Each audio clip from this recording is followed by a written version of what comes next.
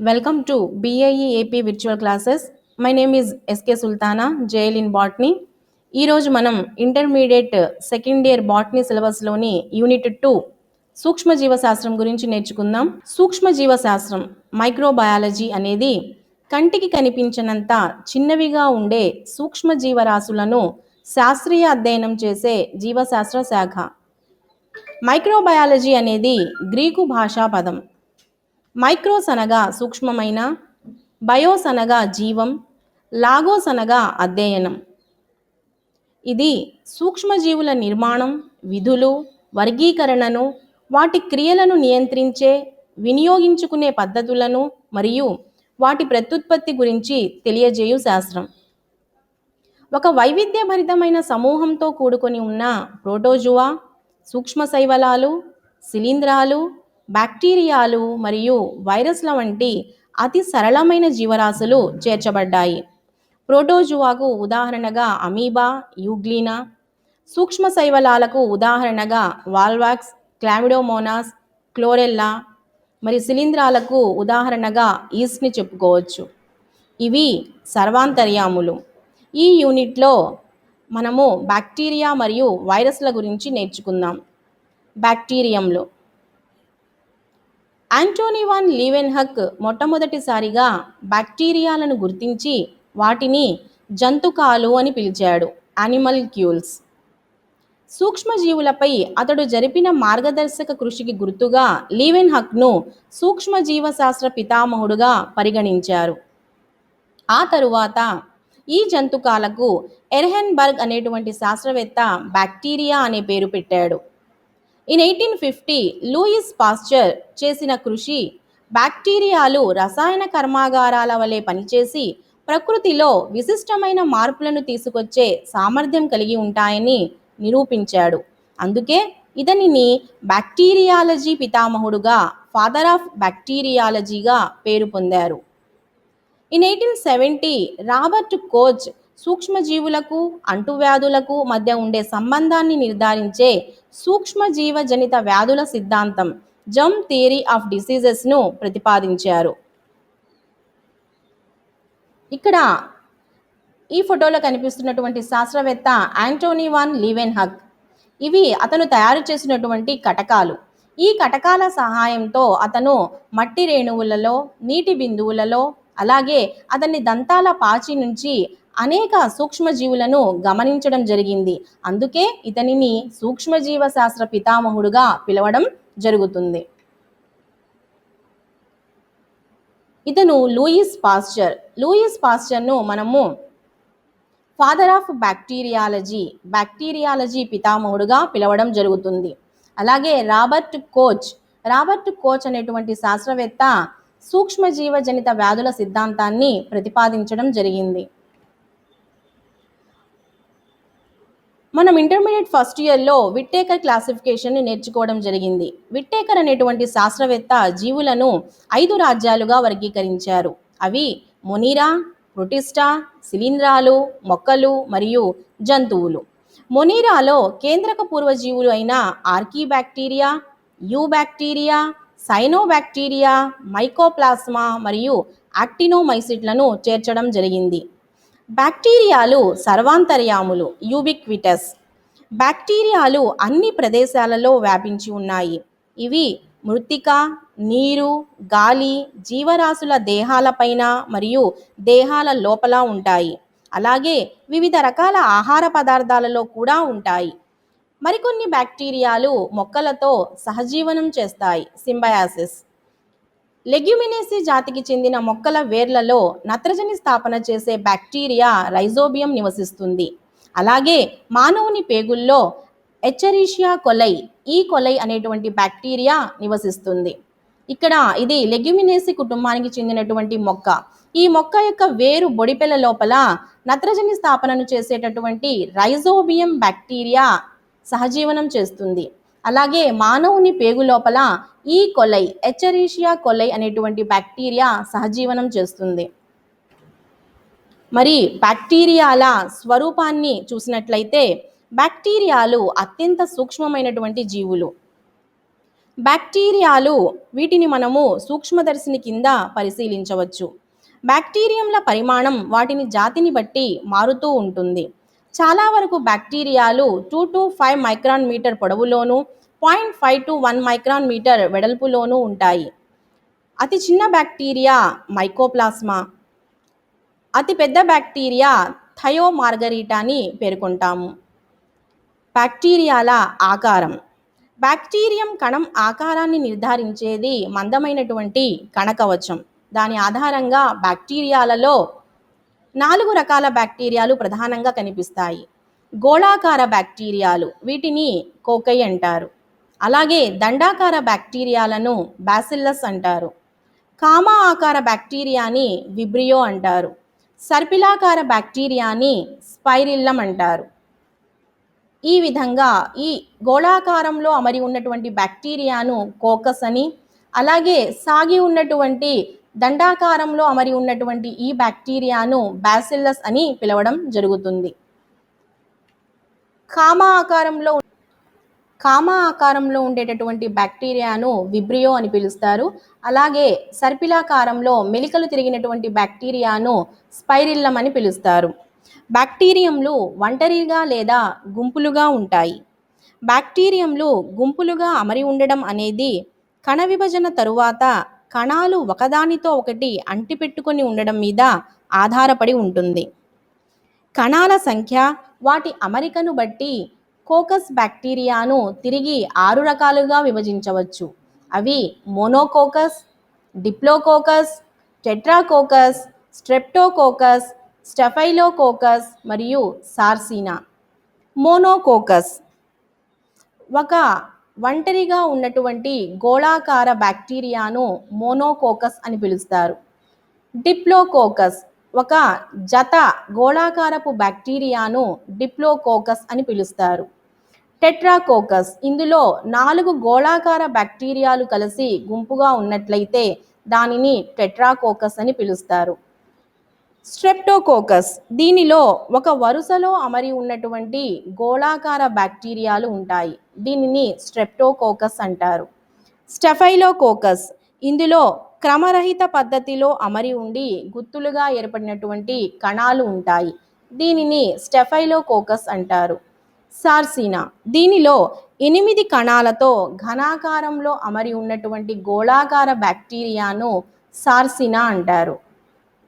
Bacillus దండాకారంలో అమరి ఉన్నటువంటి బ్యాక్టీరియాను bacillus అని అంటారు. దీనిని మోనోబాసిల్లస్, డిప్లోబాసిల్లస్, స్ట్రెప్టోబాసిల్లస్గా విభజించవచ్చు. మోనోబాసిల్లస్ ఒంటరిగా ఉన్నటువంటి దండాకారంలో అమరి ఉన్నటువంటి బ్యాక్టీరియాను మోనోబాసిల్లస్ అని, అలాగే ఒక జత బాసిల్లై కణాలను డిప్లోబాసిల్లస్ అని పిలుస్తారు. స్ట్రెప్టోబాసిల్లస్ దీనిలో ఒక వరుస లోపల గొలుసులాగా అమరి ఉన్నటువంటి కణాలను స్ట్రెప్టోబాసిల్లస్ అని పిలవడం జరుగుతుంది.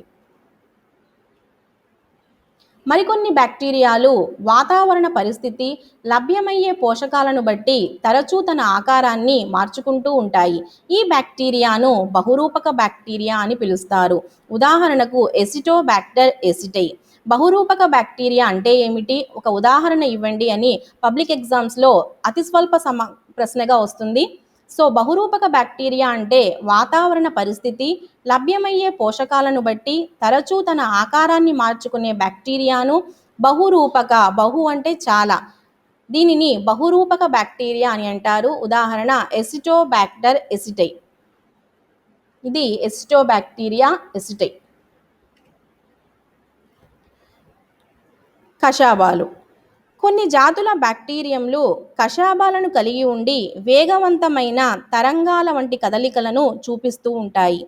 బ్యాక్టీరియం కణాలు 4 రకాలైన కషాబాల అమరికను కలిగి ఉంటాయి.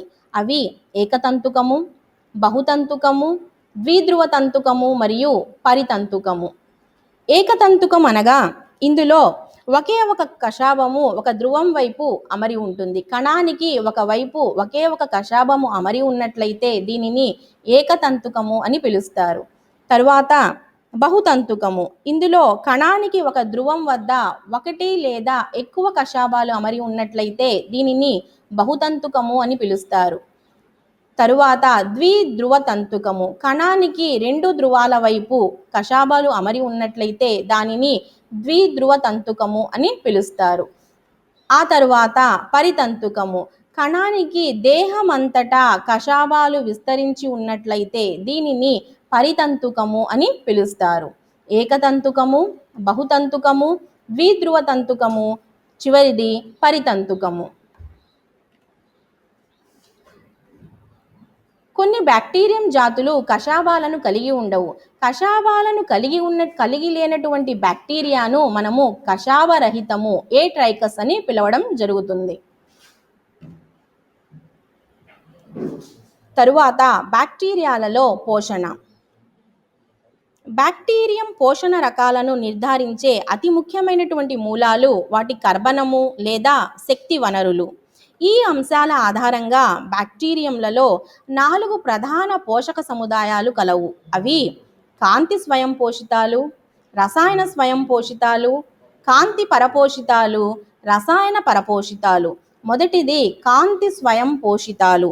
ఇవి కిరణజన్య సంశ్లేషక జీవులు. అంటే ఇవి కాంతి శక్తిని గ్రహించి రసాయన శక్తిగా మార్చి వాతావరణంలోని కార్బన్ డయాక్సైడ్ నుంచి కార్బన్ని పొందుతాయి.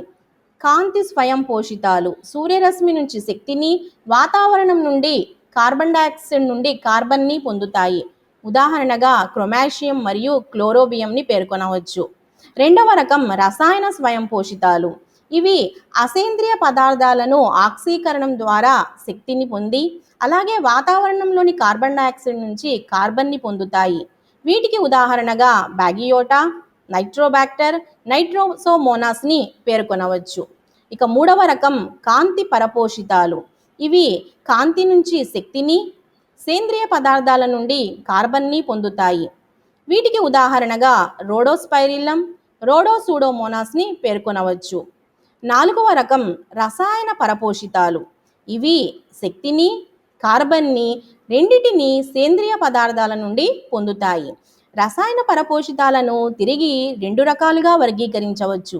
అవి పూతికాహారులు మరియు పరాన్నజీవులు. పూతికాహారులు ఇవి స్వేచ్ఛగా ఉండేటటువంటి సూక్ష్మజీవులు. ఇవి ప్రాథమికంగా కుళ్ళిన నిర్జీవుల సేంద్రియ పదార్థాల నుంచి పోషణను జరుపుకుంటాయి. వీటికి ఉదాహరణగా బ్యాసిల్లస్ జాతులను పేర్కొనవచ్చు. తరువాత పరాన్నజీవులు.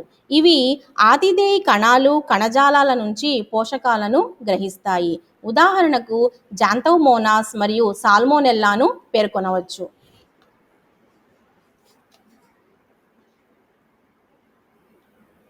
Let's see cell structure of bacteria. Bacteria కణ నిర్మాణము. బ్యాక్టీరియంలు నీలిహరిత శైవలాలు, మైకోప్లాస్మా, ప్లూరోనిమోనియా లైక్ ఆర్గానిజమ్స్ కేంద్రక పూర్వ కణ నిర్మాణాన్ని చూపుతాయి. చాలా కేంద్రక పూర్వ జీవులలో ప్రత్యేకించి బ్యాక్టీరియంల కణాలలో సంక్లిష్ట రసాయనిక నిర్మాణం గల కణ ఆచ్ఛాదన ఉంటుంది. కణ ఆచ్ఛాదనలో ఇది దృఢంగా బంధితమై 3 పొరలను కలిగి ఉంటుంది.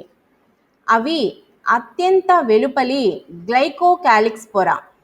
ఈ గ్లైకోకాలిక్స్ పొర వదులుగా అమరి ఉన్నట్లయితే దానిని జిగురు పొర స్లైమ్ లేయర్ అని, ఇది దృఢంగా గట్టిగా ఉన్నట్లయితే దీనిని గుళిక అంటే క్యాప్సూల్ అని పిలుస్తారు.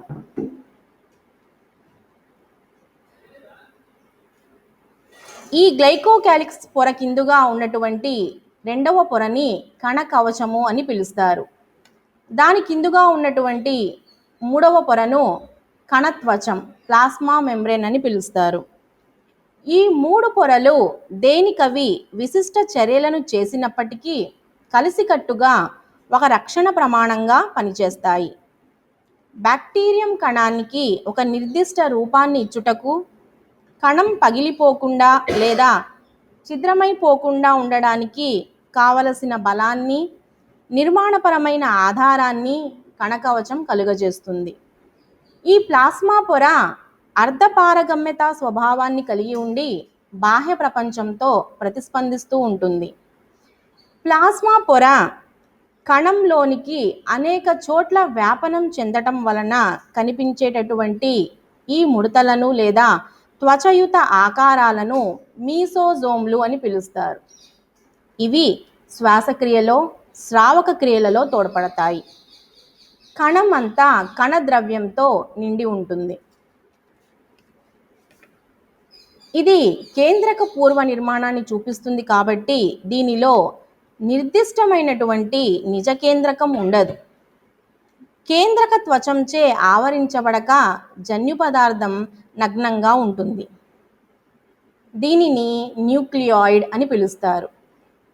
చాలా బ్యాక్టీరియంలలో జీనోమిక్ డిఎన్ఏతో పాటు చిన్న డిఎన్ఏ వలయాలు జీనోమిక్ డిఎన్ఏకు వెలుపలగా ఉంటాయి. ఈ చిన్న డిఎన్ఏ వలయాలను ప్లాస్మిడ్లు అంటారు. ఒక్క రైబోజోమ్లు తప్ప నిజ కేంద్రక జీవులలో ఉన్న కణాంగాలు ఏవి కేంద్రక పూర్వజీవులలో ఉండవు. కషాబాలతో పాటు బ్యాక్టీరియంలలో అదనంగా పిలి మరియు ఫింబ్రియే అనేటువంటి ఉపరితల నిర్మాణాలు ఉంటాయి. పిలి అనేవి ఒక ప్రత్యేకమైన ప్రోటీన్ పదార్థంతో ఏర్పడిన సాగిన నాళిక లాంటి నిర్మాణాలు. ఫింబ్రియేలు కణం నుండి బయటకు పొడుచుకొని వచ్చే పొట్టి దృఢ కంటకముల లాంటి పోగులు. కొన్ని బ్యాక్టీరియంలలో ఇవి కణాలు నీటిలోని రాళ్లను అతుక్కోవడానికి లేదా ఆతిథేయ కణజాలాలను అంటిపెట్టుకోవడానికి తోడ్పడతాయి.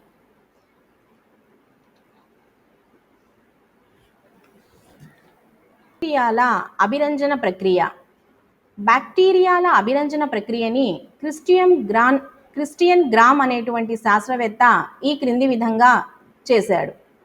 బ్యాక్టీరియాలను ముందుగా క్రిస్టల్ వయోలెట్ అనేటువంటి ద్రావణంలో ఉంచి ఆ తరువాత అయోడిన్ ఆల్కహాల్తో శుద్ధి చేసి సాఫ్రనిన్ అభిరంజనాన్ని ఉపయోగించినప్పుడు ఏ బ్యాక్టీరియాలైతే పర్పుల్ ఊదా రంగును కలిగి ఉంటాయో వాటిని గ్రామ్ పాజిటివ్ బ్యాక్టీరియా అని, ఏవైతే పర్పుల్ కలర్ని కోల్పోతాయో ఊదా రంగుని కోల్పోతాయో వాటిని గ్రామ్ నెగిటివ్ బ్యాక్టీరియా అని పిలుస్తారు.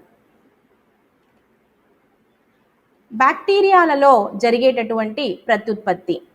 బ్యాక్టీరియాలలో ప్రత్యుత్పత్తి రెండు రకాలుగా జరుగుతుంది. ఒకటి అలైంగిక ప్రత్యుత్పత్తి, రెండు లైంగిక ప్రత్యుత్పత్తి. అలైంగిక ప్రత్యుత్పత్తి ద్విధావిచ్ఛిత్తి అనేటువంటి విధానంలో జరుగుతుంది. ఈ విధానంలో విభజన చెందుతున్న బ్యాక్టీరియా కణం నుంచి రెండు జన్యు సారూప్యత కలిగినటువంటి పిల్ల కణాలు ఏర్పడతాయి. ఒక కణంలో వెనువెంటనే జరిగే ద్విధావిచ్ఛిత్తుల మధ్య వచ్చే విరామ కాలాన్ని ఉత్పాదన కాలం, రెట్టింపయ్యే కాలం అంటారు. ఇది సాధారణంగా 20 నిమిషాల కాలం పడుతుంది. ఈ విధంగా బ్యాక్టీరియాల లోపల జరిగేటటువంటి ద్విధావిచ్ఛిత్తిలో తల్లి బ్యాక్టీరియా కణం నుండి జన్యు సారూప్యత కలిగినటువంటి రెండు పిల్ల బ్యాక్టీరియాలు ఏర్పడడాన్ని ద్విధావిచ్ఛిత్తి బైనరీ ఫిజన్ అని పిలుస్తారు. బ్యాక్టీరియాలో జరిగేటటువంటి లైంగిక ప్రత్యుత్పత్తి. బ్యాక్టీరియాలలో నిజమైన లైంగిక ప్రత్యుత్పత్తి లేదు, కానీ లైంగిక ప్రత్యుత్పత్తిలో జరగవలసినటువంటి జన్యు పదార్థ వినిమయము అనేది 3 విధాలుగా జరుగుతుంది. అవి: ఒకటి సంయుగ్మము కాంజుగేషన్, 2 జన్యు పరివర్తనం ట్రాన్స్ఫర్మేషన్, 3 జన్యు వహనము ట్రాన్స్డక్షన్. ముందుగా సంయుగ్మాన్ని పరిశీలిద్దాం. సంయుగ్మము దీనిని మొట్టమొదటిసారిగా లెడర్బర్గ్ మరియు టాటమ్ అనేటువంటి శాస్త్రవేత్తలు ఎచ్చరీషియా కొలై అనేటువంటి బ్యాక్టీరియాలో పరిశీలించడం జరిగింది. సంయుగ్మము అనగా రెండు సజీవ బ్యాక్టీరియాలు దగ్గరగా చేరి దాత కణము నేరుగా డిఎన్ఏను గ్రహీత కణంలోకి బదిలీ చేస్తుంది. సంయుగ్మము అనగా రెండు సజీవ బ్యాక్టీరియాలు దగ్గరగా చేరి దాత కణం నుండి నేరుగా డిఎన్ఏ గ్రహీత కణంలోనికి బదిలీ చేస్తుంది. సంయుగ్మం జరగడానికి అవసరమయ్యేటటువంటి పరికరాన్ని సంయుగ్మ నాళము అని పిలుస్తారు. దీనిలో రెండు కణాలు పరస్పరం తాకడం వల్ల జరిగే ఈ ప్రక్రియలో F+ అని పిలువబడే దాత కణం నుంచి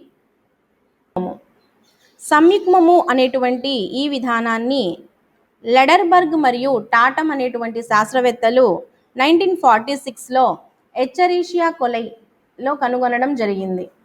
అనగా రెండు సజీవ బ్యాక్టీరియంలు దగ్గరగా చేరి దాత కణం నుంచి నేరుగా DNA గ్రహీత కణంలోకి బదిలీ చెందుతుంది. ఇందులో ఈ కణాన్ని దాత కణము డోనార్ సెల్ అని, దీనిని గ్రహీత కణము రెసిపియంట్ సెల్ అని పిలుస్తారు. దాత కణంలో బ్యాక్టీరియల్ డిఎన్ఏతో పాటు అదనంగా ఉన్నటువంటి ఈ డిఎన్ఏను ప్లాస్మిడ్ లేదా ఎఫ్ కారకము అని పిలుస్తారు. ఎఫ్ కారకంను కలిగినటువంటి కణాన్ని F+ కణమని, ఎఫ్ కారకాన్ని కలిగి లేనటువంటి ఈ కణాన్ని గ్రహీత కణము అని పిలుస్తారు. సంయుగ్మం జరగడానికి అవసరమయ్యేటటువంటి పరికరాన్ని సంయుగ్మ నాళము అని పిలుస్తారు. రెండు కణాలు పరస్పరం తాకడం వల్ల జరిగే ఈ ప్రక్రియలో F+ అని పిలువబడే దాత కణము పైలస్ను ఏర్పరిచి F- కణం అనబడు గ్రహీత కణంతో అంటిపెట్టుకుంటుంది. దాత కణం F ప్లాస్మిడ్ను కలిగి ఉండడం వల్ల దీనిని F+ అని పిలుస్తారు. ఒకసారి కణాలు అంటిపెట్టుకోగానే పైలస్ పొట్టిదై రెండు బ్యాక్టీరియం కణాలను దగ్గరకు చేరుస్తుంది. ఆ తరువాత F ప్లాస్మిడ్ ప్రతికృతి చెందడం ప్రారంభించి ప్రతికృతి చెందిన డిఎన్ఏను పైలస్ నుంచి ఏర్పడినటువంటి ఈ వంతెన ద్వారా గ్రహీత కణంలోకి చేరుతుంది. ఇప్పుడు ఈ గ్రహీత కణము దాత కణంగా మారుతుంది. గ్రహీత కణము ఎఫ్ కారకాన్ని కలిగి ఉంది కాబట్టి ఇప్పుడు ఈ గ్రహీత కణము దాత కణంగా మారుతుంది. ఈ విధంగా ఎచ్చరీషియా కొలైలో లెడర్బర్గ్ మరియు టాటమ్ అనేటువంటి శాస్త్రవేత్తలు సంయుగ్మము అనేటువంటి విధానాన్ని కనుగొనడం జరిగింది. జన్యువహనము అనేటువంటి ఈ విధానాన్ని జిండర్ మరియు లెడర్బర్గ్ అనేటువంటి శాస్త్రవేత్తలు సాల్మోనెల్లా టైఫిమ్యూరియం అనేటువంటి బ్యాక్టీరియాలో కనుగొనడం జరిగింది. ఈ విధానంలో ఒక బ్యాక్టీరియోఫేజ్ ద్వారా బ్యాక్టీరియంలోని జన్యు పదార్థము మరొక బ్యాక్టీరియంకు చేరుటను జన్యువహనము అని పిలుస్తారు. జన్యువహనము అనగా ఒక బ్యాక్టీరియంలోని జన్యు పదార్థము బ్యాక్టీరియోఫేజ్ ద్వారా మరొక బ్యాక్టీరియంలోకి చేరుటను జన్యువహనము అని పిలుస్తారు. దీనిని జిండర్ మరియు లెడర్బర్గ్ అనేటువంటి శాస్త్రవేత్తలు 1951లో సాల్మోనెల్లా టైఫిమ్యూరియం అనేటువంటి బ్యాక్టీరియాలో కనుగొనడం జరిగింది. తరువాత రకము జన్యు పరివర్తనము. దీనిని ఫ్రెడరిక్ గ్రిఫిత్ అనేటువంటి శాస్త్రవేత్త 1928లో స్ట్రెప్టోకోకస్ న్యూమోనియే అనేటువంటి బ్యాక్టీరియాలో కనుగొనడం జరిగింది.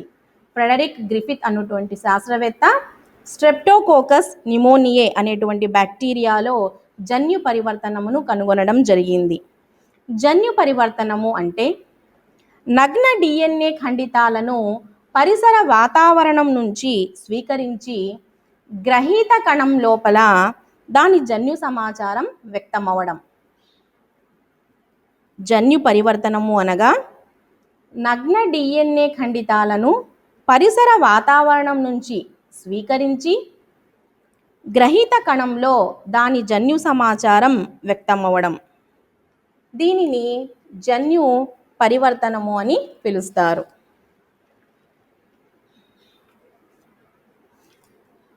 బ్యాక్టీరియంలు మొక్కలు, జంతువులు, మానవులలో అనేక వ్యాధులను కలిగిస్తాయి.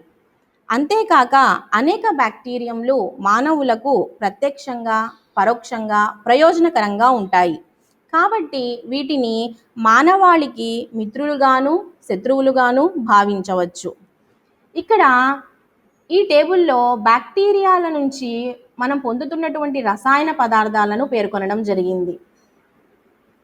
ఎసిటోన్ మరియు butanol obtained from Clostridium acetobutalicum. Vinegar obtained from Acetobacter aceti, Acetobacter pasterianum. Lactic acid Lactobacillus delbrueckii. Propionic ఆమ్లము Propionibacterium propionum. Ethanol Zymomonas mobilis నుంచి అనేక రకాల సూక్ష్మజీవ నాశకాలను తయారు చేయడం జరిగింది, అంటే యాంటీబయాటిక్స్. వాటిలో కొన్ని సూక్ష్మజీవ నాశకాలను ఈ టేబుల్లో పేర్కొనడం జరిగింది. చాలా రకాల సూక్ష్మజీవ నాశకాలను స్ట్రెప్టోమైసిన్ అనేటువంటి బ్యాక్టీరియం నుంచి తయారు చేయడం జరిగింది. ఉదాహరణకు Streptomyces griseus. Antibiotic chloramphenicol, streptomycin venezuelae. Antibiotic neomycin obtained from streptomycin fradiae. Kanamycin streptomycin kanamyceticus. Amphotericin streptomycin nodosus. Oxytetracycline streptomycin rimosus. Polymyxin B Bacillus polymyxa. Bacitracin Bacillus licheniformis. ఇక్కడ అనేక రకాల సూక్ష్మజీవనాశకాలను మరియు బ్యాక్టీరియాలను పేర్కొనడం జరిగింది. ఇవి చాలా ఎంట్రన్స్ ఎగ్జామ్స్ లోపల వీటిని బిట్స్గా అడగడం జరుగుతుంది. అలాగే ఇప్పుడు బ్యాక్టీరియాల వల్ల సంభవించేటటువంటి కొన్ని వ్యాధులను చూద్దాము. బ్యాక్టీరియాల వల్ల మొక్కలలో సంభవించేటటువంటి వ్యాధులు. వరి బ్లైట్ తెగులు కాజ్డ్ బై జాంతోమోనాస్ వరైజే. పత్తి కోణీయ ఆకుపచ్చ తెగులు, ఇది జాంతోమోనాస్ మాల్వేసియారం అనేటువంటి బ్యాక్టీరియాల వల్ల సంభవిస్తుంది. సిట్రస్ క్యాంకర్, నిమ్మలో కనిపించేటటువంటి సిట్రస్ క్యాంకర్, ఇది జాంతోమోనాస్ ఆక్సానోపోడిస్ సిట్రి వల్ల సంభవిస్తుంది. అలాగే సోలనేసి మొక్కల వడలే తెగులు, ఇది సూడోమోనాస్ సోలనేసియారం వల్ల సంభవిస్తుంది. యాపిల్, పియర్, గ్రేప్స్ లోపల కనిపించేటటువంటి crown gall disease caused by Agrobacterium ట్యూమిఫేసియన్స్.